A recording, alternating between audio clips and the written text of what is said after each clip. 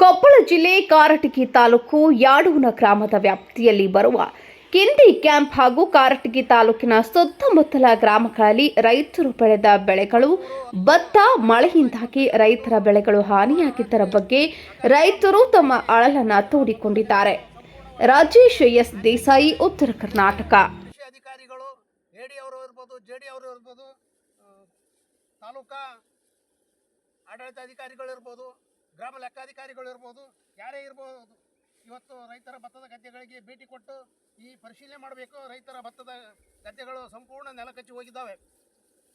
ಇಂಥ ಸಮಯದಲ್ಲಿ ಅಧಿಕಾರಿಗಳು ತಾವು ಎ ಸಿ ರೂಮ್ನಲ್ಲಿ ಕುಂತ್ಕೊಂಡು ಮಜಾ ಮಾಡೋದ್ರಿಂದ ಅರ್ಥ ಇಲ್ಲ. ರೈತರ ಭತ್ತದ ಗದ್ದೆಗಳಿಗೆ ಬಂದು ವೀಕ್ಷಣೆ ಮಾಡಿ ಸಂಪೂರ್ಣ ವರದಿಯನ್ನು ಕೇಂದ್ರ ಸರ್ಕಾರಕ್ಕೂ ಮತ್ತು ರಾಜ್ಯ ಸರ್ಕಾರಕ್ಕೂ ಕಳಿಸಬೇಕು. ಎಕರೆಗೆ 25ರಿಂದ 30 ಸಾವಿರ ರೂಪಾಯಿ ಕೇಂದ್ರ ಸರ್ಕಾರ, 15ರಿಂದ 20 ಸಾವಿರ ರೂಪಾಯಿ ರಾಜ್ಯ ಸರ್ಕಾರ ಪರಿಹಾರವನ್ನು ನೀಡಲಿ ಮುಂದಾಗಬೇಕು. ಇಲ್ಲದೆ ಹೋದಲ್ಲಿ ರೈತರು ಉಗ್ರವಾದ ಹೋರಾಟ ಮಾಡ್ತಾ ಇದ್ದಾರೆ ಅಂತ ಈ ಸಮಯದಲ್ಲಿ ಹೇಳಕ್ಕೆ ಇಷ್ಟಪಡ್ತಾ ಇದ್ದೇವೆ.